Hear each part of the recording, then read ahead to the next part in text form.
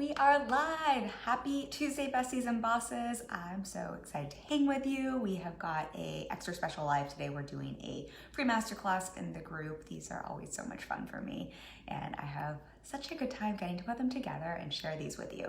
So if you don't know what I'm talking about today, we are diving into transform your money mindset blocks, in quotations, into goals. We're going to talk all about mindset blocks, and we are going to talk money, one of my favorite topics. We're going to talk about I'm going to walk you through a process to help you look at your money mindset blocks and really how to transform, how to alchemize them, and how to rewrite them and create new stories around money, but also in your business. If you are joining and just hopping on, say hi. If you're watching the replay as well, say hi. Since this is a training and masterclass, if you didn't know about this and you're watching the replay, you're like, what the heck is Kim talking about?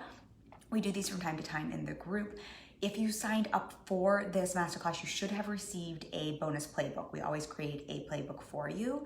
And hey, nice to have you on. I love seeing people on.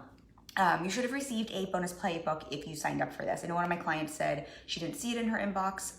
I know I received it, so I'm gonna double check that on the back end and make sure you do get this with the replay email from today. We will send a replay out with the link to catch the replay, but also with the playbook. So if for some reason you didn't get it, let me know. We'll make sure that comes to you. This is gonna walk you through the process. There's editables, I can never say that. You can edit the playbook. My team made it really nice for you, but this is something you can keep, so you can put what we're gonna walk through today and practice over and over again for yourself. And so you don't have to take as many notes and remember what the heck we're talking about. If you didn't sign up, I will drop a link so that you can sign up, or if you're on my email list and didn't sign up and you want access to that, I'll make sure you have a link so you can sign up to get access to that playbook, because always nice to have those things and it's completely free. Other thing I like to give everyone a little heads up on before we dive into the meat and potatoes, said by a vegetarian, the veggie sausage and potatoes of our training today. Usually when we have the master classes, they do go a little bit longer.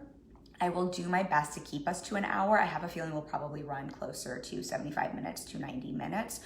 This will be on replay. I'd love to have you hang with me the whole time. I love when you're here. I love answering questions. If you have questions, comments as we're going, throw them at me. But know that absolutely also, okay, this isn't school. We will have a replay for this available for all of you. Shari says, awesome, love a great playbook. Me too. I like having something that you can actually put something into action afterwards, which brings us to what we're talking about today. So thanks for prompting me beautifully. What we're gonna dive into today, transforming your money mindset blocks and looking at money mindset and talking all things money. What I wanna walk you through is a process, and what I really wanna invite you as we're talking through this today is not just to have this be something on in the background while you're cooking dinner, or taking care of your kids or driving home, but really to think, how can I take this and apply this to my mindset practice, to my work, to my business? Because it's like so many things in life. It's one thing to hear something, it's another to put it into practice, which is why we created a playbook. I really want to invite you to put this into action, to put this into practice, to see how you can use and implement this yourself, so you can really shift and clear and alchemize those blocks you have coming up around money, to be able to make more money, receive more money in your business, in your life. So let's dive into the material. Again, as we're going through this, feel free to ask questions, feel free to throw reflections and stuff at me. Since I do know for trainings like this, sometimes we have some new faces, I will give a real quick brief intro, and then so you can understand how we're gonna walk through this today, I will walk through some just general things I want us to be on the same page about as we're talking about mindset and as we're talking about money. And then we're gonna walk through this process. There's 7 general steps to it. They're really simple, but I'm gonna walk you through why each one is important, really how you can apply this yourself, and how you can take parts of this process as well, and sort of when to use each part of this process. So hopefully that all makes sense for you and sounds good to you. So for those of you who don't know me, if you are new to my world, first and foremost, thank you for being here. I am so happy to have you here. I'm so excited to hang with you. I am Kim Argetsinger. I'm a mindset coach and business mentor. I work with clients one-on-one to help them with their clarity, mindset, strategy, and action. That is my coaching framework to help clients build, grow, and scale profitable businesses they're wildly in love with on their terms. So really what I'm helping clients do is make more money on their terms in their business. I'm really good at what I do. I've been doing this for, I've been in business for over 5 years now. I run a multi-6-figure business. We close multi-5-figure months are on the way. We're not quite at multi-6-figure months yet. Multi-6-figure business, multi-5-figure cash months. Last month, for example, was a 34K cash month. And I share that because it's all from one-on-one work. And because we're talking about money, I think it's just helpful to understand sort of where I'm at, and that this isn't just something I made up for fun. This is something I'm utilizing myself behind the scenes. It's helped me to get fully booked and to make money in my business. But also because I'm working one-on-one with clients, and that's the work I do all day, every day for over 5 years, I've seen the behind the scenes of businesses. I've seen what goes into building, growing, scaling a profitable business and doing it your way. I see the clarity, mindset, strategy, and action that goes into successful businesses. I've helped people scale to, $1 million plus in business, everything from, booking first client ever to $1 million plus. And so everything I'm sharing here, just so you have some context, is really coming through the lens of what I've seen work for me, what I'm coaching clients around every single day. And I want to be able to share that with you. So it is really coming from that lens, and I always want to do my best to be transparent around what's working for me, what's working for clients, the best we can be in a live stream. So in terms of money and in terms of what we're going to talk about today, the reason I wanted to do this training is,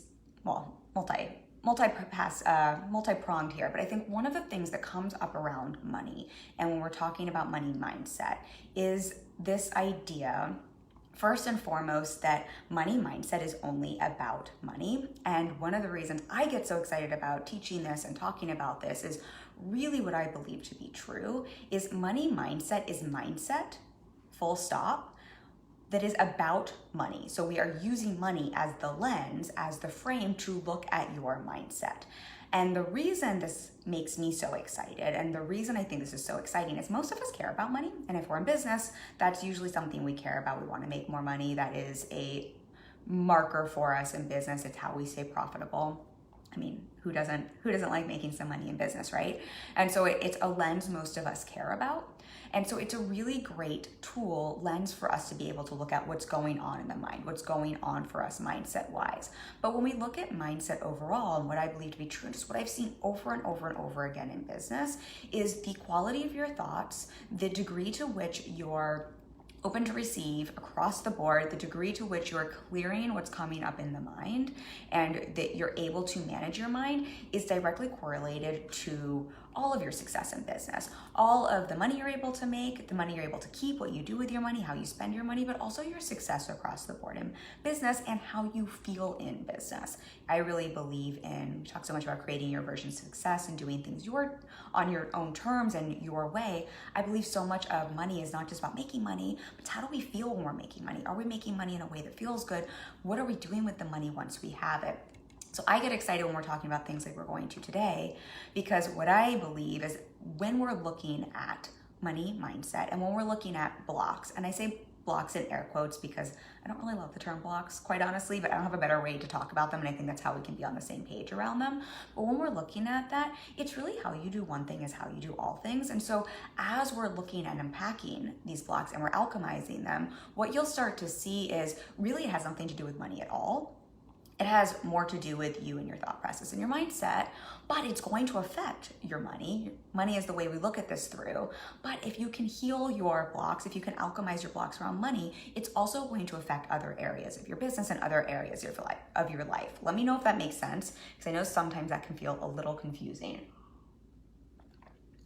So I'm hoping what you will take from today's training is seeing that yes, this is absolutely going to help you to turn those money mindset blocks into gold and to make more money. But really the mechanisms that we're talking about, you can apply across the board to your mindset that you can use across the board in your business. So whether you're looking at your strategy, whether you're looking at sales calls, whether you're looking at the content you're creating, whether you're looking at your relationship with your team, whether you're looking at your relationship with your partner, really the mechanisms underneath are going to be the same. Hey Lewis, nice to have you. Yeah. Yay, I love having nice friendly faces here. Love that it's applicable across the board towards different things. Really is. How we do one thing is how we do all things. That's the fun thing about mindset and the fun thing about business. And I think Shari, is it Shari? I'm hoping, I think that's how I say your name. I think one of the really great things to see here as well is when we can notice that, we can also then start to look for examples outside of money. When we notice like what some of those blocks are outside of money or outside of business, which can also make it easier sometimes than to apply it to business. Sometimes when it's something we're really close to that we're currently working on, like money, if money's feeling really charged or if business is feeling really charged, it can be helpful to look at the same pattern, the same mechanism somewhere else. So always connected, which is what I love about this stuff. So a few other things before we dive into the process itself. And I just want to pull up, I don't always have notes, but I wanted to make sure, because there are a few things here that I wanted to make sure we talked about. So something I find important to think about money, just overall, just so we're on the same page here, is to remember that money is a neutral resource. And I say that because we can get very charged around money, and we can have blocks and stories around money, and we can have a lot come up around money. And what I want us to get on the same page around is money itself is neutral. It is a neutral resource. And so anything that is charged, positive or negative, that says more about us and what's going on with us and what's going on in our mind and what we're feeling that we're applying to money. Bad, good, negative, positive, however you want to think about that. But I think it can be helpful for us to remember money itself is neutral. It's not bad, it's not good. I wouldn't even say it's positive or negative, it's just simply a neutral resource. I happen to think it's positive because I happen to love it, and I love what that neutral resource can do for me in business. But it's really so much more about how we think about it, what we make it mean, what we're doing with it. And I think that can be helpful as we're going through some of this today. So as we're unpacking and we're using this process, we can start to see so much of this, again, isn't really about the neutral resource. It's about what the neutral resource is bringing up in us, what we're making it mean, what stories we're attaching to that neutral resource. Hey, Carlene, nice to have you here. I just seeing if no, we don't have any other comments. So hopefully that makes sense there for you. Couple other things to talk about. We're going to talk about transmuting a little bit today. And as I use that word, as I use alchemize, those are just fun, fancy ways to say transform.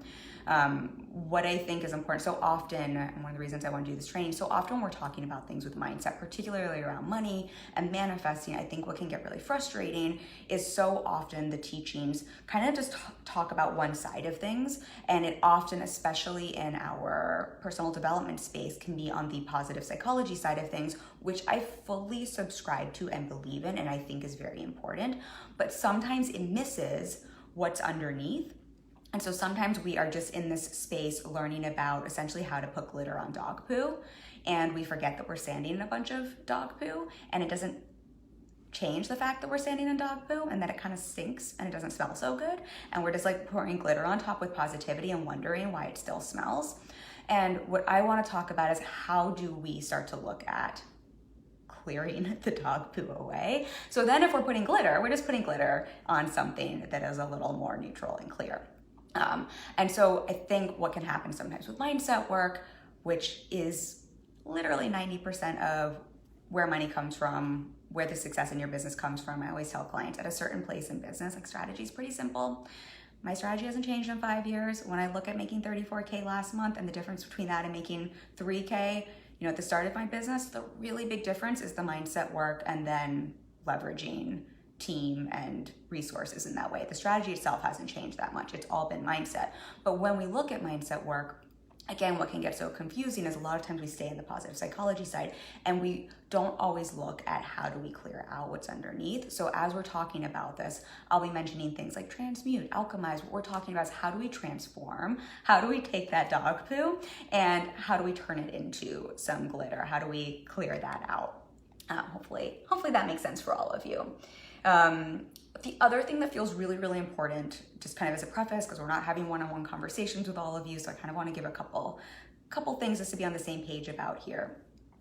When we talk about things like beliefs, I have a bit of it when I say blocks. The reason I do it in air quotes, it's the same thing with limiting beliefs. I get a little frustrated with terminology like that because something I think is just really helpful for us all to be on the same page and understand about the mind and understand about how we're thinking about money is you don't have necessarily limiting beliefs or blocks in the fact that like you aren't being disciplined or you're consciously choosing poor beliefs. I think most of us consciously choose things that we say we want money, we say we like money and things like that. When we have beliefs that are keeping us stuck and blocking us, I think the important thing to remember is on some level, and that's the reason we want to look at them and alchemize them, transmute them.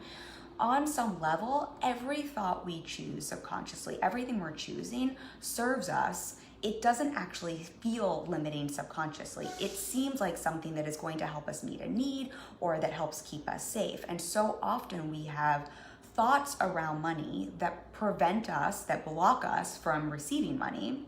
But on a subconscious level, they're not limiting. On a subconscious level, they are something that is like the snuggiest safety blanket in the world, or something that helps us get a need met. I'm trying to think of a good example here, but let's just say you have a block around receiving money because you have this, like, you learned growing up, or you had a situation, or you have some story around money, and it's sort of like, I've just seen when people make money, they get into big fights and they scream and yell at each other. And so the equation is sort of like money equals fighting, money equals arguing, money equals people being mad at each other, money equals slam doors and not having connection. You might decide, I don't want to make money. I don't want to receive money because it equals all of these things, not consciously, subconsciously, right? So that's the reason I say this, and I just want to phrase it this way, is we use terms like limiting beliefs, but I think that can make people feel like they're doing something wrong, or, oh my gosh, why do I have this belief? Or like, why is this happening? Instead of noticing, well, if that is what you grew up around, or that's what you experienced, and the equation is making money, receiving money equals screaming, fighting, slam doors, a lack of connection, something bad's gonna happen. It's actually in your brain a belief that serves you, keeps you safe, and gets your needs met, not to make money, right? Because the other equation is, if I don't make too much money, if I just stay like just right at about this place, that means connection, that means love, that means people not screaming and fighting, that means people making up. I'm making up a fictional situation here, but I know this is a situation that happens for people. So again, I'm saying this just for everyone here as we're going into this, to remember, as you start to look at some of what comes up for you around money and some of the stories that comes up for around money as we're walking through this process, remember to be gentle and easy and kind with yourself. Because I think the easiest thing, especially if we're in the personal development space and we have a lot of awareness, is to go right to personal responsibility, and this is my fault, and this is a limiting belief, and why do I believe this, and almost to make ourselves wrong, instead of noticing, look at how amazing I am. I've just set up situations that keep me safe, that get my needs met. As I work through this and unpack this and transmute this, I can just consciously choose something new that gets my present needs met in a new way. But that way you're not shitting on yourself and making yourself wrong. And for those of you who are new to my world, my apologies. I get excited. I can't help but curse. So if you have kids in the room, just FYI, it probably won't be the last time I curse. Amen to that about the wording of the limiting beliefs and the connotation around that. I'm so glad that resonates with you.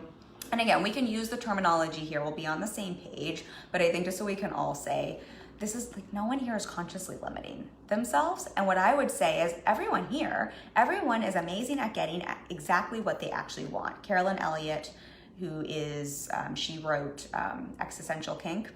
She has a great quote, which is, you don't get what you say you want, you get what you actually want. We're all really great at getting what we actually want subconsciously. And I think it's just helpful to remember that.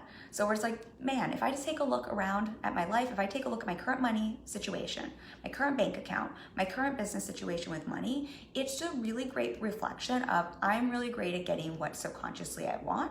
And now I just get to look at, how can I shift some of that subconscious piece to get what I say I want. But that way, we're not limiting ourselves. We're actually super great at manifesting exactly what we want. Courtney, hey. Yay, I love all of you. All right, I'm gonna try to keep us going, because otherwise I'm gonna go on 14 tangents, because that is my favorite thing to do. But hopefully that makes sense in terms of the limiting belief piece, and just kind of understanding what we're talking about here with money, with blocks, and just remembering this isn't like a willpower thing or anyone doing anything wrong. All right, so just pulling up my notes here. Let's see. So the other piece as we're diving in that I think is just a helpful thing to remember with money. what I think about making money in business, having money, keeping money, how you spend your money, your ability to grow and scale in your business, it really comes down to your capacity to receive. So I'm just gonna say that again. Like when it comes to money, when it comes to making money, receiving, like in terms of getting money, keeping money, having money, spending money intentionally, not just blowing it all away, saving money, investing money, all of that, it really comes down to capacity to receive. And when we look at feeling like I want to make more money than I am, I'm not happy with my money situation, and we're looking at money mindset blocks, often what we're seeing is a disconnect between what we're saying we want and our the capacity to receive. We need to have a container, a capacity that says it is safe for me to receive this. I am open, I am stretching my capacity to receive more and more. When I look at when I say I look at 3K months to 34K or 38K months, and I look at the difference, so much of the difference there is working through what we're going to today and looking at stretching that capacity to receive. And when we think about capacity to receive, even if you think about if I'm open to receive, it's a very open, receptive energy. What blocks so many of us then comes up around ways to keep ourselves safe and to protect ourselves. And so I find a lot of times when we're not bringing in the money we want, again, it comes from this is somehow serving us. It's a form of self-protection, I find a lot. And I find when we start to unpack stories, when I'm working with clients around this, a lot of times, we can say oh, we have these surface level stories, but a lot of times when we start to unpack those stories, and this is kind of getting into some of the process here, what I notice for a lot of people is there's usually a lot of emotion that is coming up around why it's not safe to receive money or why they can't receive money or what comes up around money. And if you just pause and think even what comes up for you around, if you think about how much money you want to make and you start to think about what's coming up around that, and we start to look at, let me just think about money a little bit, a lot of emotions will come up. And what I find really, really fascinating, for many of my clients are heart-centered, they're emotional, they're empaths, they are spiritual, they are purpose-driven, you're here, you're creative, right? You're someone who cares and feels. What I find and I lump myself into that category, for a lot of us is this really interesting thing, particularly with money, but I think this can come across the board with emotion, is certain emotions are not deemed as okay, are not deemed as safe, particularly if you've experienced, I think, certain kinds of trauma. Certain emotions aren't safe. Certain emotions are safe. Emotions like sadness, emotions like depression, though emotions like guilt, those are acceptable emotions, but other emotions like getting pissed off, getting angry, can often seem not nice, not safe, can have a negative connotation with them. So I know this doesn't seem like it's related to money, but hear me out for a moment and let me know if this is making sense and resonating. What happens so often when I'm chatting with clients about money, when we really unpack what some of their stories are around money, and we look at what are some of the situations, if we things they learned maybe growing up or a situation they had around money, and we look at some of the story around it and the blocks around it, what I find usually is when we're blocked and we're not open to receive, it's usually because we're holding on to something to try to keep us safe. We're holding on to some story, we're holding on to some emotion, and it usually tells me someone hasn't processed through an emotion. And oftentimes, if they have, I find people process through the emotions that seem acceptable and not the emotion often that they really need to process through. Let me know if this is making sense, and if you're picking up what I'm putting down. And what I find for most of us, when we've been holding on to something, and we're kind of the opposite of this, right? We're in that more contracted instead of expansive place, is there's usually some anger, but most of us think anger is a negative emotion. If we're in the personal development space, we think, right, we're just supposed to positive affirm our way through everything. And an emotion like anger can seem really negative. It can seem like you're being a victim. It can seem like all of the things we're kind of not supposed to do, except for if you have a money mindset block, if you have a story from growing up, especially money stories from childhood, or if there have been some trauma where maybe you feel disempowered, or you're feeling like I can only feel the safe, acceptable emotions like sadness, An emotion like anger can serve a purpose when we don't sit in it, when we consciously feel it, and it can really be a powerful emotion that allows you to feel and process an emotion, to transmute it, right? That's what we were talking about at the beginning. So to transmute, to actually take that emotion and to shift it into something else and to shift it into power.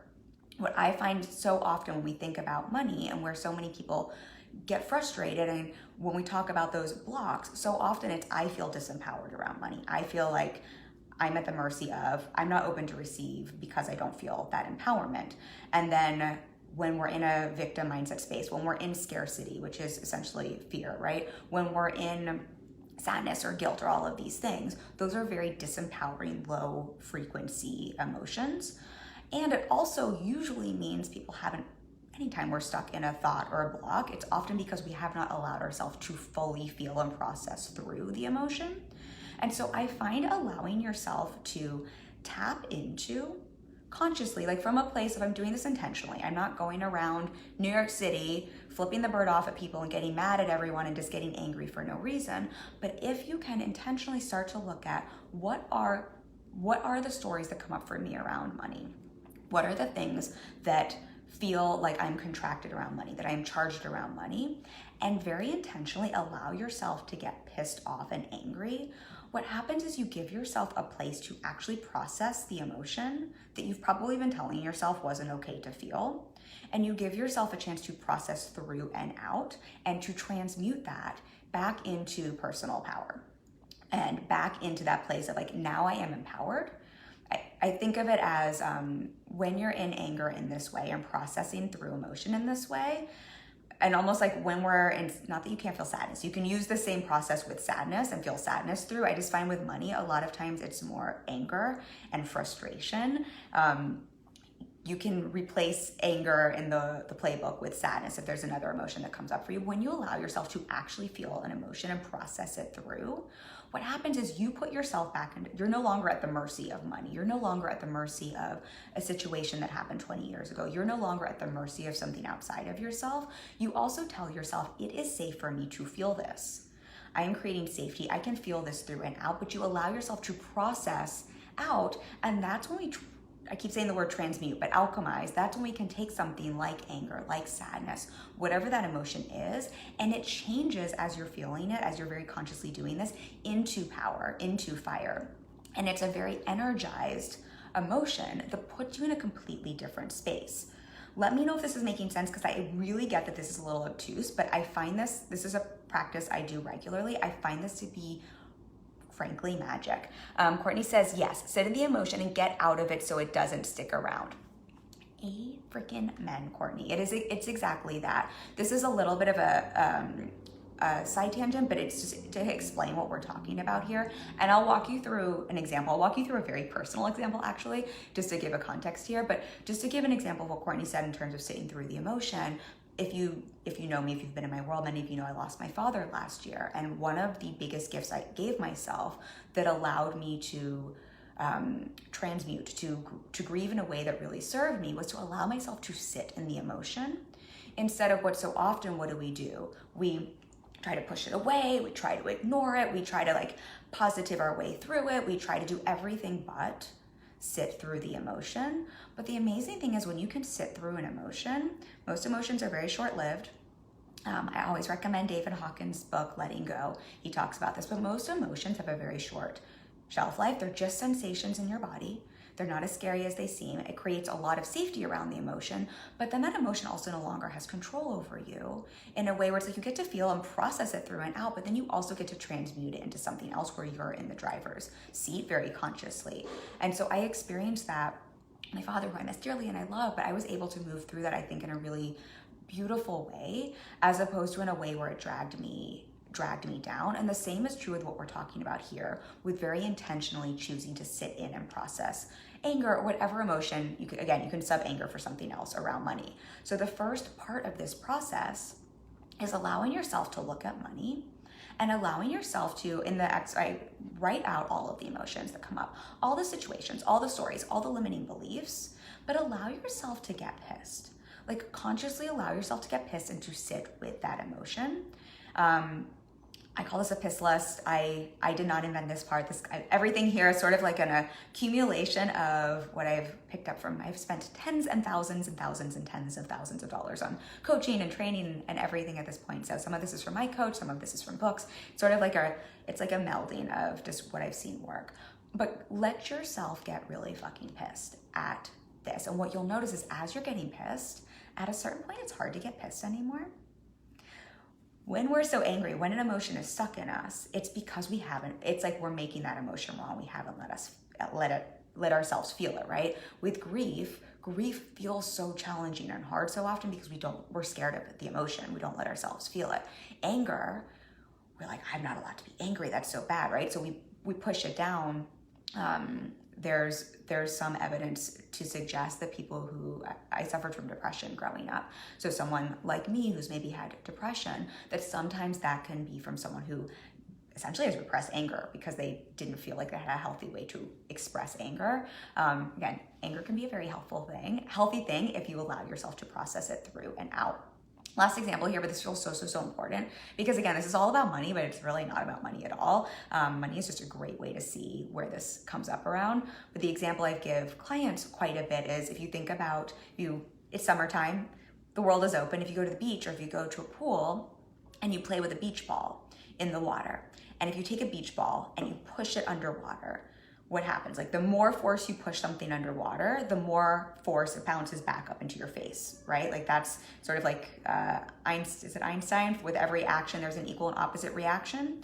And versus if you have a beach ball and you let it just float on the water, what happens? It just kind of like chills on the water, right? Like it can't really hit you in the face or anything like that. Emotions are exactly the same way.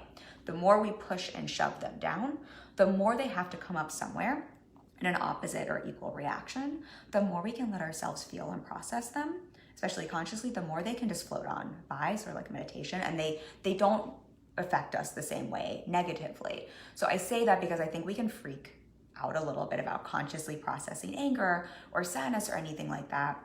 And what I want to offer here is if you're consciously doing that, it's the opposite of pushing that anger down, which many of us, especially with something like money, we've been pushing down all our anger and frustration about all of our stories around money for so long, for decades and decades. Instead of if you consciously do it, it's a lot more like letting it just float on the water. It helps you transmute it out. Lois says, only way over it is through it. 100%. The only way out is through. The only way over is through. I know we're all just like, how can I find that way to avoid it? That just doesn't exist. And what's nice is I think with something like money, we're all just a little more motivated to do this because we're in business. We want to make money. Who doesn't love making money? And so I think we can see what's beautiful here is what comes up for you anger-wise around money. Just like an interesting thing to notice again, this isn't really about money. Money's just the lens this thing is coming up around. So for example, if maybe you're pissed that you've never asked for the rates you want to charge. Maybe that's what comes up for you. It's interesting to see as you're getting pissed, like even what's coming up around that might be you're also pissed at yourself for all the places you haven't stood up for yourself or asked for what you wanted or held a boundary around what you wanted. And we can start to see as we're getting pissed, like, oh, there's some other stuff coming up for me here. Ruth says, we tend to have an unhealthy view of anger as we teach our kids it's bad to be angry and it follows through in life. Anger, is a healthy emotion to show you are being triggered by something. Exactly, so well said, and I think it's just so helpful for all of us. Also, I know there's men in this group, I work with men as well, but I think particularly for those of you chiming in as females, I think we can particularly get the message that anger is not an acceptable emotion or it's not a nice emotion. And something I always remind my clients is all emotions are welcome here. There's no such thing as a bad or good emotion. It's really, what do we want to choose to feel? And like you said here, oftentimes they're an indicator. If we're angry, it's an indicator that we're being triggered by something. It's an indicator that we feel something. And sometimes anger can be a really, really, really, really, really powerful emotion as well. And what I'll offer is what we're talking about here. You can transmute that anger into power, which is so nice because again, sometimes when you allow yourself to feel and process through and be angry instead of a victim of or sad of or things are happening to me, you put yourself back into that place of personal responsibility, of empowerment, which I feel like it's very fiery in that way. What we want to be mindful of, this is like all things, right? Like anything at an extreme can be unhealthy. If we're super, I mean, I don't know if you can really be too happy, but I mean, I think any emotion on any extreme can be too much. But I think if we think about anger can be transmuted into this fiery power, we just have to be, I always think about like fiery powers, like that's something we want to harness and really use consciously. We don't want to throw fire at anyone. We also don't want to throw fire at ourselves, because that's how we burn something up, right? We wanted to see like fire can be a beautiful thing that cooks food. Fire can be a beautiful thing that we can have a torch that can light something, but it can also be used to burn something down. So we just want to make sure we're doing it really intentionally and consciously. Okay, let me know if that is making sense for you all. I'm just looking at my notes. It's everything I just said here is that all emotions are okay. And I think, again, here, just giving yourself that permission to feel anger and to trust yourself with emotion becomes so, so, so powerful. So first thing here is remembering like just this process, and you might have a different emotion come up. I'm choosing anger because I find for most of my clients and for myself, when we're unpacking, when we're brain dumping what's coming up around money and those stories around money, I find often there is some anger that has never been expressed, that's never even been allowed to be expressed, that's never had permission to be expressed. You might have a different emotion. So permission, whatever that emotion is, to get it out. But I invite you to play consciously with processing that emotion of anger, and just to see like how good, like, and just to see what comes out. Because what I find is when you let yourself get angry too, you also get all the stuff out. It's sort of like, and another thing, and then I'm pissed about this as well. And money, screw you, because this happened to me in 6th grade. Which this isn't to like sit in this and to reinforce it and to get into victim mindset, but that means that's all in there subconsciously, and it's better out than in. And so we don't necessarily want to sit in this and like hang out in this all the time. But most emotions are short-lived, right? Like, so if we can get it out, then it's out and we can move to the next step. Ruth says flashes of anger, good being a constantly angry person, bad. And having flashes of light and sirens, you need to work on yourself, haha. You need to go to bed, but have enjoyed what I've heard. Stay safe. Nice to see you, Ruth. Good night. I know it's late for you where you're at. Lois says anger. I think back to my puppy growing up and going through her barking phase. It was just like, I felt like it was just going to last forever, but she would eventually tire herself out every single time. Same with angry. It will run its course if you actually let it. Exactly. And what would happen to your puppy if you didn't let that phase run out? If you're like, I'm just gonna keep you in a little tiny crate all the time. And that's sort of what happens if we don't allow the anger to run out. And for a lot of us who haven't allowed ourselves to process that anger consciously around money, it's sort of like what's happening with a puppy when it's going through that phase, and the barking phase. If you're like, let me just put a muzzle on you, let me just put you in a crate, let me just lock you up until you quiet down, right? That's a lot of pent up stuff, instead of you can just run it out and then move on. Lois says exactly. So that's what we want to play with here. So after we have gotten angry and we've gotten that out, and what you'll see a lot of times, this will also help you just uncover some of the stuff that's just like really deep in there that you're like, oh, interesting. I just didn't even realize I was pissed about that person I loaned money in middle school for the dance that never paid me back. That was one of mine. Like, such a benign thing that I didn't even realize was a thing. Like, it's just really, like, just keep getting it out. Better out than in. Think of it, one of my clients and I joke, it's like a big, really great face mask. It's exfoliation. After that, I think what's really important, and kind of the next step here for moving through this, is then to move to forgiveness and letting go. So while anger is really powerful, we don't want to sit in anger forever. And excuse me, I'm need to readjust my brow there. I really think it's important then to move to forgiveness and letting go. So part of alchemizing and part of actually clearing these blocks, again, remember what we're thinking about. We're clearing. We're not just like feeling the emotion, processing through. We want to clear them out to create more capacity to receive. And so I think forgiveness as a next step is really, really important. And oftentimes this can mean forgiveness for someone else, but it can also often mean forgiveness to ourselves. Because what I find a lot of times when we're working through the anger step is, yes, we're pissed at other stuff, but a lot of times we're also pissed at ourselves. We've taken that because it's been decades, and we've taken that and turned that inwards. We've made ourselves wrong. We're mad at ourselves for that poor choice, money we spent on something. I think in our space, so many clients who have, they've made investments that they're mad at themselves for, or they've made choices in their business that they're mad at themselves for with money, or they didn't ask for rates at a certain point that they're mad at themselves for. Something happened with a client who didn't pay them or something like that. And so often they make it about them as well as the other situation. So my invitation to you is, after you get the anger out, and this doesn't have to be all done in one day, you might need a week of getting the anger out. But then I would invite you to consciously sit down and really spending some time on forgiveness work. I think forgiveness work can be so powerful. And again, forgiveness to someone else and forgiveness to yourself. This is very tied into, for any of you who know the 12-step program with AA, this is, they do a lot of forgiveness work.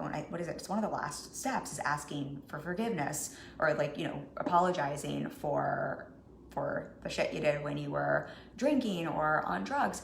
And that's kind of what we're talking about here. It is a very helpful way to alchemize and to help shift and clear that emotion out again, so you can open up your capacity to receive. It's really hard to receive more money if you have a story where you're pissed at someone or you're pissed at yourself that essentially says, I don't trust myself with money. I don't trust myself to receive money because I give it away in ways I shouldn't, or I spend it in ways I shouldn't, or bad things happen. So the anger is important, but we want to start to forgive that. So in your playbook, there's some space there. This can be a little time consuming. And this is, if anyone has read Denise Duffield Thomas, is to give some credit where credit is due, in, I think it's Get Rich Lucky Bitch. She talks about this, and she uses the Hawaiian prayer, thank you, I love you, I forgive you, I'm sorry, which can be really nice to use with this as well. But I would really invite you to go through each of those things you're pissed at after you've had a chance to process it out, and then to go through and forgive it. To forgive it and release it. And just to check in with, have I actually released this? Or if not, I haven't really forgiven it. Because when we've forgiven someone, forgiveness is actually an act of letting something go. And what feels really important with forgiveness work is to remember, forgiveness does not mean we're saying this is okay, or I accept this, or I am asking for this to happen again, or I am making this, something I'm available for. Forgiveness just means we're saying, I'm okay that happened. I can let it go. I don't need to hold on to this anymore as a way to feel safe or as a way to protect myself. I can just let this go and make space for something new. And Lois says, a Biore strip for money. Yes, it's exactly a Biore's. Those are for anyone who doesn't know what we're talking about, those are those strips you put on your nose that are way too exciting. That's what we're talking about here, the exfoliation, what we're doing with the anger, and then the forgiveness and letting go. So, excuse me. So the other thing I think can be really helpful if you're struggling with forgiveness around something, if you're really struggling and you're like, I just can't, there's probably some more emotion to process. Go back and get pissed again. Go back and get sad. Maybe you need to grieve something around that. Again, we have anger in this form. This is not like a one size fits all process. There might be another emotion you need to go through first. What we're not trying to do here is bypass. Basically, we're trying to do the opposite of what I think unfortunately can happen a lot in our space, which is that spiritual bypassing. It's that toxic positivity where we just put the glitter on the poo. We're not doing that. So if you're having a really hard time, go back to step one, process and sit through some emotion first, and then come to the forgiveness piece. What I find really helpful with forgiveness, and I find sometimes it's hardest to forgive ourselves, right? We're almost always our own worst critics. I like to think back to, if you're for yourself or for someone else, were you doing the best you knew how at that time with the resources you had? For someone else, were they doing the best they knew how at that time with the resources they had? I would say most of the time that's just a big yes. Even when people do really fucking shitty things, it's because they were doing the best they knew how at the time with the resources they had.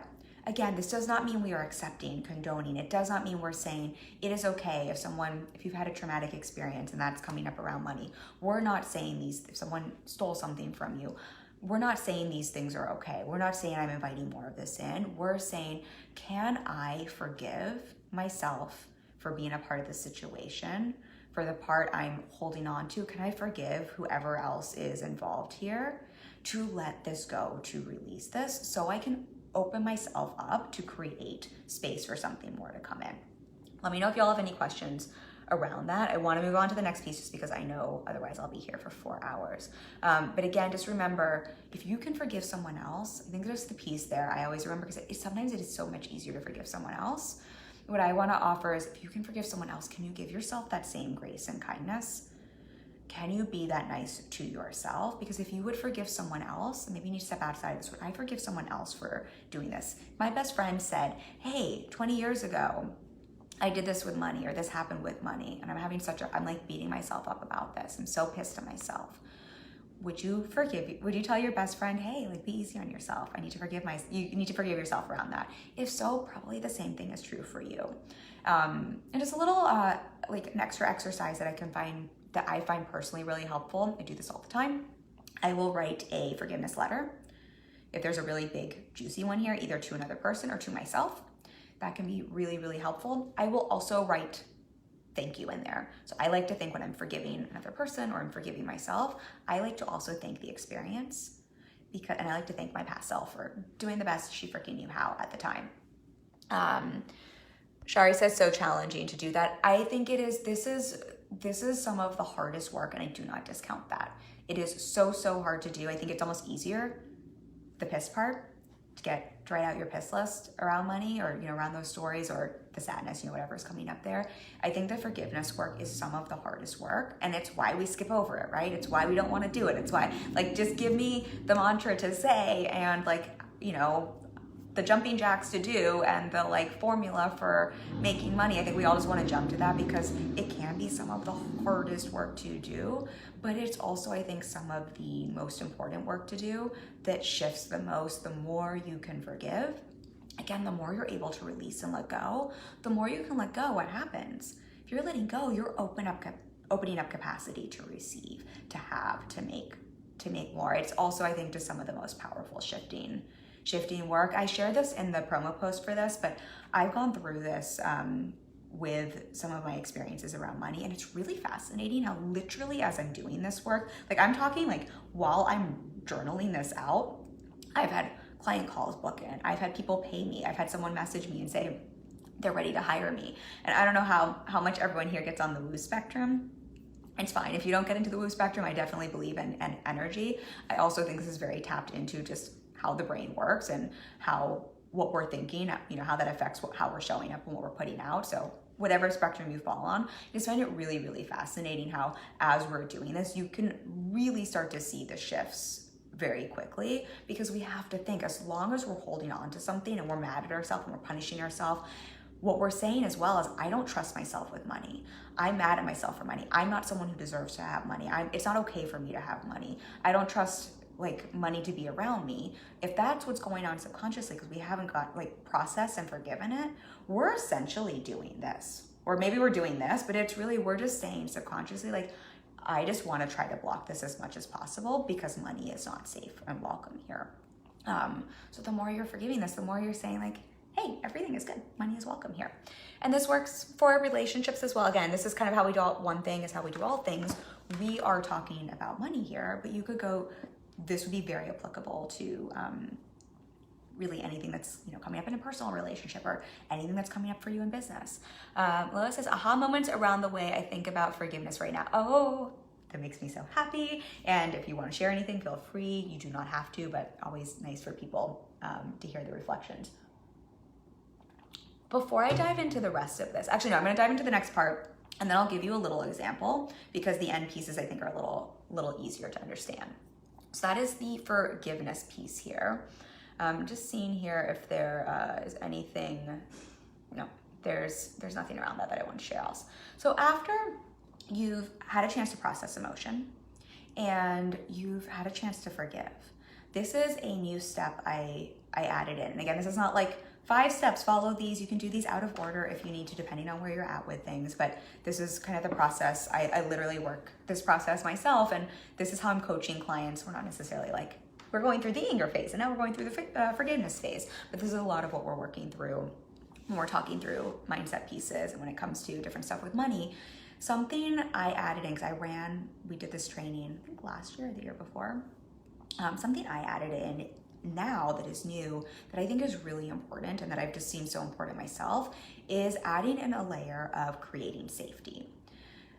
So what we were talking about at the beginning, that's why I was talking about this at the beginning, we're talking about transmuting something and creating, stepping into your power and having that fire and forgiving and like being in this place where we're going to create something new. And we're thinking about, when we're talking about like limiting beliefs, how they're not really limiting, they're beliefs that on some level they serve you. What I think we want to remember is sometimes when it's so hard to forgive something and sometimes when it's so hard to process and let go is we cling on to and fight for our limitations, whether it's around money or something else, because again, on some level, we think it serves us. On some level, we think it keeps us safe, helps us avoid pain, keeps us from the bad stuff in life. And we have to remember, yes, we are phenomenal human beings running businesses, but at the end of the day, we're also humans, we are animals, and our brain is really wired to keep us safe and to survive. And that means we are wired to avoid pain, to seek pleasure, to procreate, to save calories, essentially, so that we can run away from a tiger if it were to come out and attack us. We're pretty basic in that way. And so much of our thought process and what we do when we're not conscious and we're not processing through stuff is to, don't mind me as I keep adjusting. I can't sit still this long, y'all. I get too excited. But so much of what we're doing is we're trying to create safety at all times. Our brain is just always looking for, is there a threat? How can I keep you safe? Is there a problem? How can I keep you safe? And so a lot of what you're processing through around money, when we're looking at what are those mindset blocks around money, what are those, in air quote, limiting beliefs around money, a lot of times we have just created stories and constructs and things we haven't processed through because, again, we think they keep us safe. In some way, our reptilian brain is like, this keeps me from being eaten by a tiger. This keeps me as a part of the tribe. It's kind of comes back to fight, flight, freeze, safety, survival. So we want to remember this. So if we've processed through and we're like, empowered, we've got this power, we've got this fire, and now we're forgiving and letting go. So we're also creating that receptivity. What we want to do is also create some safety, because otherwise our monkey minds, our reptilian brains are going to freak the F out and say, whoa, there's a lot of power here and there's a lot of receptivity and something bad could happen. Something bad happened before. And your brain will freak out and it's just going to go back into old patterns, into old thought patterns. And so I think we just want to be conscious of that and look at how can we, now that we've processed through some stuff, now that we've forgiven, now that we've let stuff go, how can we create some safety around money, around having money, around making money, around receiving money, around keeping money, around spending money? And even just noticing, like, where does it not feel safe with money after you do this? Like, does it feel not safe to have a lot of money? I find a lot of us have a limit on how much it feels safe to keep in a bank account, for example, or how much overflow feels safe. Does it not feel safe to spend money? And I think just noticing what's coming up there and looking at how can I create some safety. When I think about money as, yes, it's neutral, but it's very energetic. And I always think money loves a container, money loves a purpose. And so almost thinking like, how can I create a safe container for money? And I think we can do this energetically, mindset-wise, but also practically, tactically. So energetically, mindset-wise, just remembering money loves a container, your subconscious is going to push away or try to protect you from anything that doesn't feel safe. We want to look at how can we reinforce and create safety around having money, receiving money. I find a lot of times what that's going to look like is just looking at some of those places that you've taken back your power and places where maybe money didn't feel safe, and look at, can I start to reinforce in present day how safe it is to have money in that way? And then on the practical, tactical side, because strategy absolutely reinforces mindset reinforces strategy with money and in business, both are true. They just keep pulling one another forward. I think you can also look at things really practically like, do I have safe containers for money? Do I have a safe way to receive money?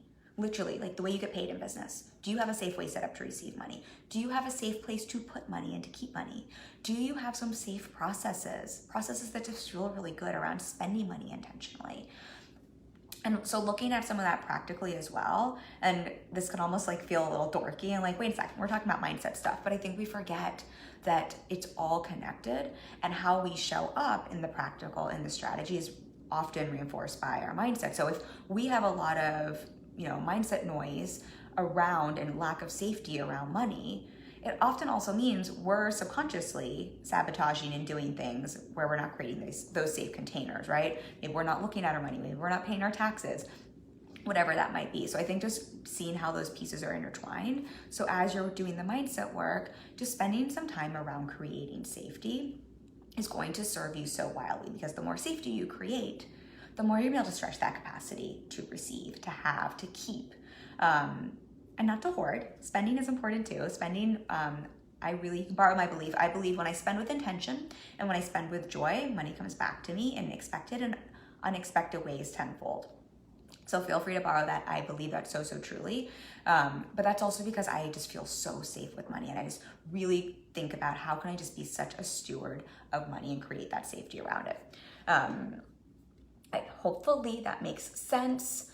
Then this is where we kind of get to probably what most of you have heard when it comes to transmuting mindset blocks, and when it comes to money mindset, and when it comes to the way we think about money. And this is what I call replace. After we've processed the anger, after we've forgiven, after we've created a safe place for money and we're feeling more safe around money, I would really invite you to start thinking about, this is where we start rewriting the stories in our brain. This is when we have now looked at and noticed, I have been standing on a pile of dog poo. This stinks. I think Carolyn Elliott talks about this in one of her books, and I think it is like embedded in my brain. I keep thinking this is like my fun way of talking about this, but I think it's Carolyn Elliott. I think I've been re-listening to her book, and I think she's in my head. But we're noticing that we're standing in something that doesn't smell so good. We're looking at it. We have just cleared it out, and we are now standing on clear ground. This is when we want to take out the glitter. This is when we want to sprinkle the rainbows everywhere. This is where I really want to invite you. Now is the time to look at, what stories do I want to rewrite consciously around money? What do I want to believe around money? And I think something that's just helpful to remember is everything that you have processed and cleared out, that was something that, that emotion, but that story, like that was just something that you experienced and learned and you made meaning around, right? Something happened, I'll give you my example, but like something happened 10 years ago, 20 years ago, 30 years ago with money, your brain made it mean something, and that's what you are now getting angry and forgiving and creating safety around, which means you can make a new meaning around it consciously. Usually when that happened 20, 30 years ago, it happened subconsciously. We just did the best we could, especially if we were younger, we made that meaning. Now that you've cleared that out and created space, you have the opportunity. You just get to choose something new. You get to decide whatever the heck you want. This is when we get to have a whole lot of fun and rewrite our beliefs, our stories with money. And I call it replace. This is give your brain a new story around money. And what I like to remember with this is I like to play with the phrasing and playing with I'm available for. The reason I put this in the playbook, you can obviously write affirmations and do whatever you want here in terms of rewriting and rewiring your brain. But I really like to think about it as, if I've just gotten pissed and I've just forgiven, I've just letting go and create safety, literally thinking, what am I available for? Because available is a very receptive word. Sometimes when we just say, I'm making 10K months, for example, it's really hard for the brain to get on board with that. And your brain will be like, but are you really making 10K months? You're not making 10K months yet. It's so hard to make 10K months. When you only make, and then we just have a whole bunch more mindset noise going on. And that just takes us off over here, and it doesn't actually serve the rewriting, the replacing purpose. Versus if you say, I'm available for 10K months, it feels really safe to make 10K. I've just created the space for it. I'm available for that. Or I'm available to make money. I'm available to receive money and hold a boundary around spending it. Whatever that might be for you. I find a lot of times what you want to replace with is almost going to be the antithesis of what you were pissed and angry at and what you were forgiving. But if you can use that word available, I think it's a little easier for your brain to get on board with. But again, it's also very much, words are very important. The words we tell ourselves, what you tell yourself in terms of words, that's really going to affect what you start to notice in the world, what you call in, how you show up. So if you use a word like available, I'm available for, it's really interesting because you start to tell your subconscious, like, wait, we are available for this. And you start to notice opportunities for that in a whole different way. Let's see, I'm just reading. Lois says, love the mantra of treat money like a river, not a reservoir. Ooh, I love that. I have been using a river example with clients so much recently because I also think with a river, if we think about the blocks, instead of thinking like, oh my gosh, I did something wrong. I just think those are rocks we put in and boulders. And it's not like, you don't have to create a new river. You don't have to create a new water stream. You don't have to create a new source. All the water is already there. We just have to clear the rocks out, right? And you can still have some rocks and the water will still flow. And there's just always water there. So I love that, but not a reservoir. And you're talking about the spending part, because it's so true, you all. Spending money is also part of receiving money. If we're just like holding money and hoarding it, that's usually a form of scarcity and fear, as opposed to, I feel so powerful and safe with money, and I know more is coming in. If I know more is coming in, of course it feels safe to spend. If I know, I use myself in business, I just brought someone new onto my team. I invest in my coach very heavily, but I always think, if I trust myself with money and I am open to receive and I know more is coming into my business, of course I'm going to spend over here because I know more is coming in over here. It's a river, right? It just keeps flowing. Okay, I'm off on a tangent. Says, love that. I'm available for, I'm glad the I'm available for piece is working for you all. You can also play with I'm not available for, and I'm always mindful with mindset stuff. We want to be a little mindful of, and I'm sweating. It's like 99 or 100 degrees here in New York City right now. So I get a little glowy, so don't mind me an hour in. But you can also play with I'm not available for as you're doing this. I would just then afterwards kind of close with I'm available for, because your brain doesn't always take that not piece very well. It can be a little funky with the words and it just hears the end piece. So I would then just reframe whatever that is for what you actually are available for, if you're playing with it that way, to get clear. So play with the replace piece. I think this is where, again, a reminder, we don't want to omit this piece. This is what a lot of what we hear about with money mindset work and what we hear about in our positive psychology space. It is a lot of things like affirmations and what we're talking about here. And I want to offer, these do work. These are powerful. I use them myself. I coach clients around this. We just want to do some of the work before, again, to like clear the poo out of the way first, so the brain can really latch on. They've actually done studies. If you say affirmations and you don't really believe them, they can do more harm than good, in terms of your brain will just fight with them, and then you'll just reinforce exactly what you don't want to reinforce, which is why we want to do that other work first. But that doesn't mean that this work is not valuable. This is also how you retrain and rewire your brain. Your brain is an amazing, fascinating thing. It is malleable. It can rewire itself. We used to think, oh, sorry, there's a message popping up on my phone. We used to think that could only happen up to a certain age, but they have shown your brain just continues to regenerate, and you can continue to rewire and reprogram your brain far, far, far into adulthood. Like we're talking, I mean, far older than any of us will be on the internet. And I think that's just helpful to remember, and to remember whenever I learned, whatever, I made something mean before, I can absolutely rewire this. But just to remember with the brain, what we're doing here is we're doing this consciously. And that what's so nice is you get to choose that, but we also then often have to repeat and reinforce it for it to stick, because when it happened before and you made that meaning subconsciously, it also happened with a heightened emotion. So it just got imprinted in your brain. We've now cleared some of that out, but it's probably going to take a few times of repetition for that to stick into the brain. So when we're talking about replace, we want to remember that part. We want to very consciously replace, but we want to remember it's not a one and done. And I just feel like that's so important when we're talking about mindset works. It's so easy to think, but like, I don't understand. Like, why is this old stuff coming up? And just to remember, that's because the old stuff has just had more time to hang out and to train itself in your brain, to create that groove in your brain. Hopefully that makes sense. I like to geek out in the brain a little bit. So replace, really consciously replace. What are you available for? Have fun with that. Have fun with that too, and see what are you available for. After that, this is the part where I think manifesting often misses out on this piece. And I think this is where, as business owners, it's really important.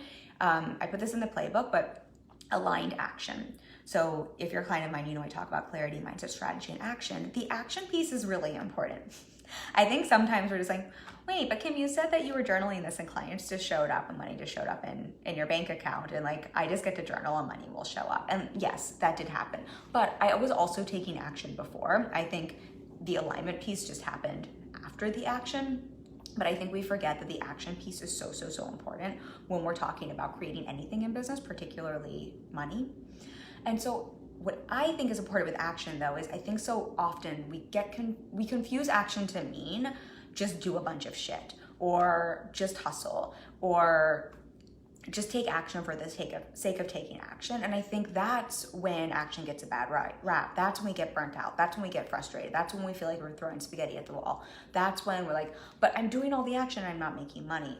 And what I want to offer and what I think is so important is really looking at aligned action, intentional action, and really choosing consciously to take action from this clear place. You're essentially, after you do this work and you've processed the anger and you've forgiven and you've created safety and you've intentionally replaced what you're available for, you've created a nice neutral space to get clear on aligned action to take in your business to make money, instead of taking action from a place of scarcity, from a place of fear, from a place of avoidance, from a place of how do I protect myself from all of this bad shit happening to me with money, right? Like once we move through that, you can actually take action from a very neutral, clear place. And so I really intentionally put that in the playbook because I want, after you've gone through this, for you to think about what are the aligned action steps I can take.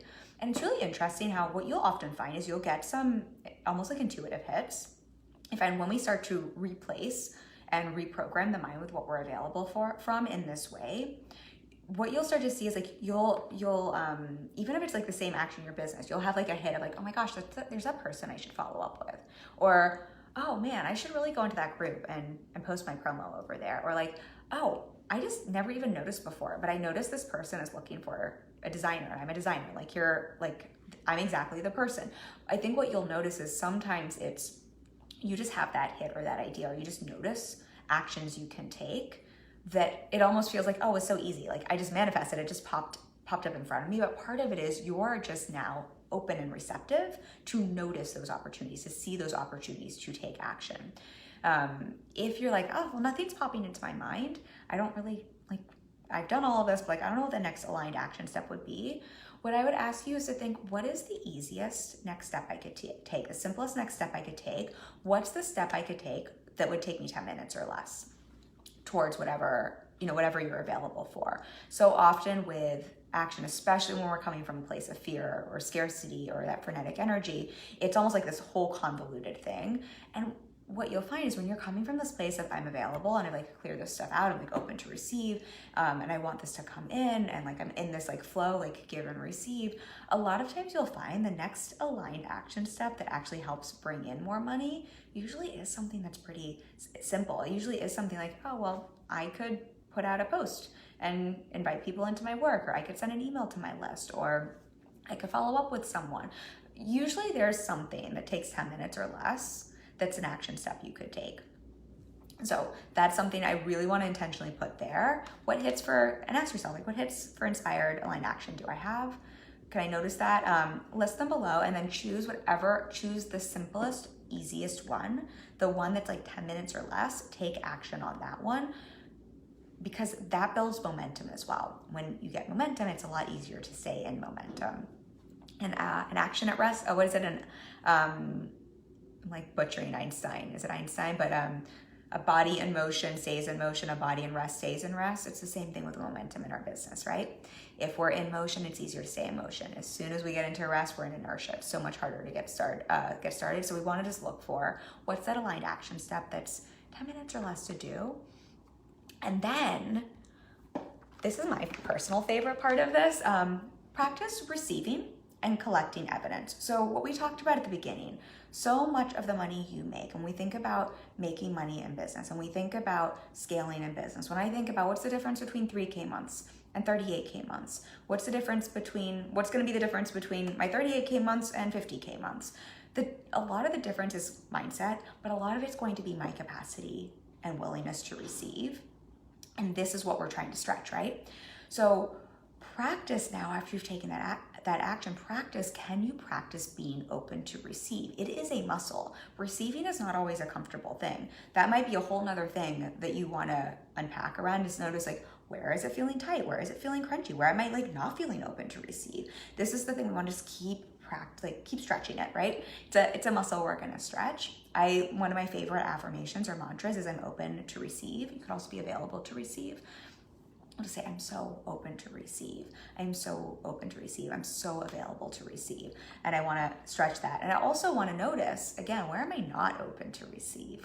Because then I probably want to go like do some work around that. That's maybe a place I want to do some fear work around. So practice being open to receive what you said you were available for, and then start to track the evidence of what you're available for coming into your life. This is going to help reinforce how you're retraining your brain. I like to, I will often assign this to clients. If you're a client of mine watching, if I haven't, I will assign it to you now. I'm going to assign it to everyone after today, but I like to assign an evidence log.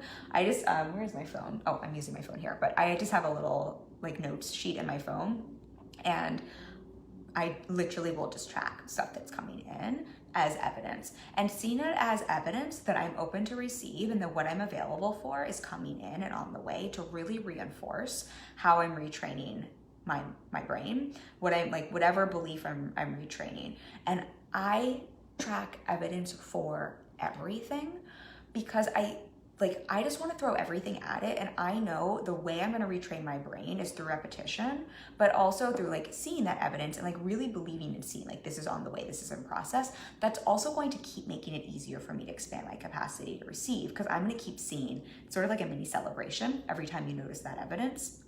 So I really, really focus on tracking the evidence and like just noticing it everywhere. What's fascinating is when you do this, you also start to retrain your brain to look for evidence of everything you're retraining your brain in, which means you also start to notice more opportunities for those aligned action steps. So it's a little bit meta there in terms of how it serves you. It taps into the reticular activating system in your brain. It's sort of like the secret. It's like you're giving yourself like a really powerful vision board this way of evidence to help create more of the evidence.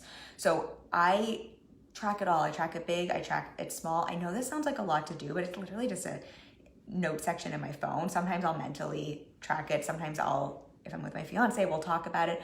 But with clients, I have them celebrate small and big wins. That's a form of tracking evidence, but really let yourself track and see that, because that's what is going to really allow you to reinforce and help retrain your brain around what you're available for. The more you retrain that, the more you become available for, expand your capacity, and become a match for what you want. I think what's interesting to think about is whatever you cleared through, right? Whatever you alchemized, whatever some of those stories were that you were angry at, that you forgave, that we created some safety around, that you replaced with what you're available for, that original story, that's just what you were energetically a match for before. So that's probably what you were experiencing in your life, money-wise, in your business. What happens is the same thing here. If you reinforce with evidence and you reinforce your new availability, you just become a match for the same thing. But what I want you to see is the mechanism underneath it is the same in terms of what you show up for and what you're able to create. And so we just want to shift that mechanism, but I want you to see you already know how to create exactly what you want. That quote we talked about from Carolyn Elliott at the beginning of I was just going to call this a podcast, at the beginning of this live, you don't get what you say you want, you get what you actually want. You're just shifting what you actually want, but the mechanism underneath is the same. So hopefully that makes sense for you all. So really, really collect that evidence. I also just think it's really fun. Like, who doesn't love to see all the good things and to notice the evidence? And then the last step here, I call it rinse, repeat, and refine. This is not a one and done. That's what we're talking about with retraining your brain. Whatever we're retraining our brain for, whatever blocks we're alchemizing and clearing out, yes, I think when you do the anger work and the forgiveness work, you can really alchemize some stuff and like clear that out. But retraining the brain with the new availability, with the new beliefs, it's going to take repetition. Our brains are so basic, and that what we put in more is what we get out. They're kind of like computers that way.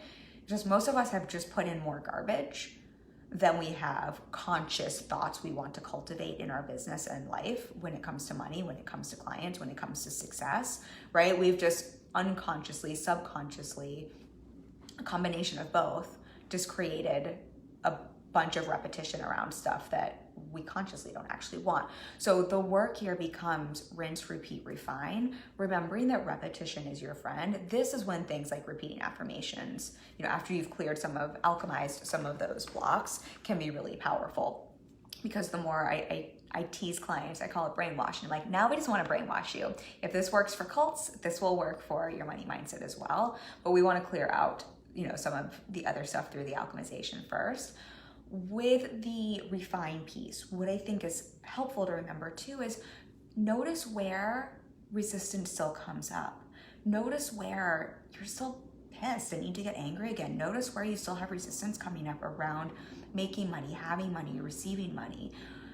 And as you expand your capacity for money and you make more money, be aware that, not to create a story, this is just normal, usually as we up level, a lot of our old stuff comes to the surface and we just need to repeat the process again. And that can be where we hit a ceiling and where some of our resistance comes up. So just to know that that's super, super normal, but that just means we want to notice that resistance and go through the process again.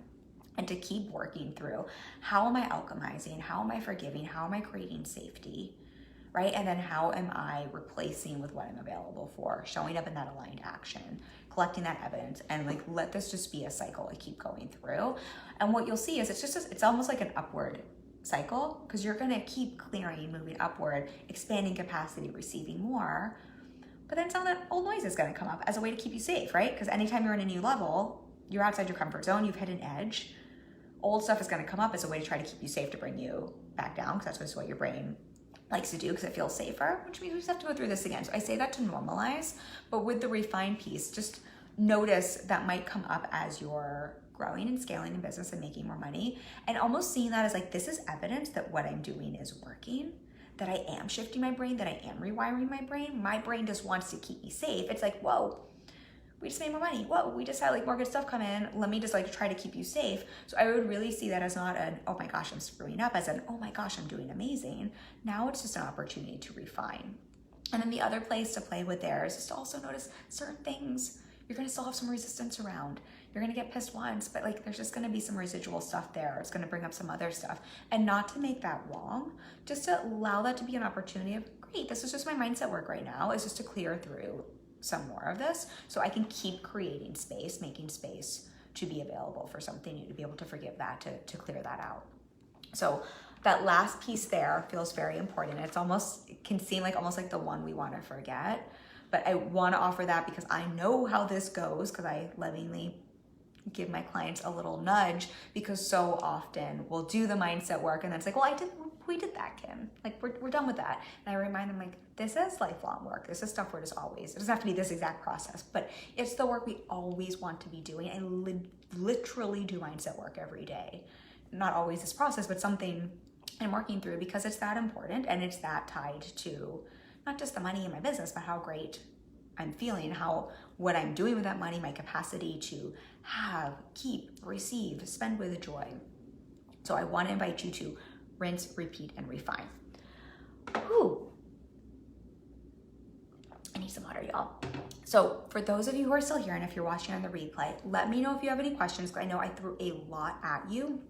I really want this to be in service for you, so please, please feel free now or on the replay. Questions, throw them at me. We will also send out a replay email of this, because we just walked through the whole process. If you have a question, you want to throw it through the email, please feel free to hit reply. Might take me a second with email, but I will always, respond to you. I really want to be a resource for all of you. So please, please, please throw those at me if you have one now as well. I'm happy to answer before we hop off. I do know we've been on long. For those of you who have stayed on the whole time, thank you. I know we're almost at 90 minutes, so I appreciate you. I have loved being able to share this with you. This is one of my favorite topics on all the levels, because of money and because of mindset. If you're watching and you're like, Kim, this is great. I love this. I'm gonna work this, but I could also use some support walking this through. I know there's some stuff coming up that it's just gonna be hard for me to process on my own. I know there's some other charge coming up around money. I know I've got some other stuff coming up around that. And also, let's be real, I could use a little support with the strategy piece, the aligned action piece, in terms of getting clear on my messaging, understanding how to market myself, getting visible, understanding how to walk through my sales process, booking clients, keeping clients, all the strategy side that is important for business as well, and taking action on that. And I want to put this mindset piece on top of it so that I can make more money in my business and so I can do it in a way that feels really good. That's what I do. That is what I help my clients with. I'm really, really good at it. I've been doing this for a long time. My clients honestly blow my results out of the water. They are incredible. I am generally fully booked. So what I would say for any of you who are interested in that is definitely book a discovery call with me. They are very low key, very low pressure. Let's hop on a call and see if it's a fit. We are opening up, let's see, we're going into July. I think we are opening up a spot or two in July, thanks to, we expanded my team a little bit. So we should have availability for that. And then August, I think we have, depending on renewals, we should have at least a spot or two opening up then. So either way, hop on a call. We'll make sure we find whatever the next available spot for you is. And they do tend to go quickly. So if it is something you're thinking about, I would recommend booking sooner rather than later, just so we can make sure we're getting you into one of those next available spots. I would love to connect with you. I love my people. I love my work. It would be my honor to support you with all the things when it comes to your clarity mindset strategy and action. And for everyone else, thank you for hanging. Again, be sure to check the replay to get your bonus playbook so you can put this into action. We really want to invite you to take this, not just be something you listen to while you're cooking, but to sit down and actually do the work around this. I know some of what I'm asking you here is the hard, challenging work when it comes to your mindset, when it comes to money, but I really want to invite you to sit with it and to give it a try, because the more you're allowing yourself to do some of that, the work that just feels a little crunchier, the more you're going to be able to release and move through a lot of those emotions and things that keep you from opening yourself up to make more money. I cannot tell you how it feels like magic when you're on the other side of it, and really what you can consciously create in your business and in your life. So I hope you will take that playbook. I hope you will put this into practice. Let me know how it goes for you. I love you all so much. Thank you for hanging with me. And then I'll be back next week. We'll have another regular planned live stream then. Bye, y'all.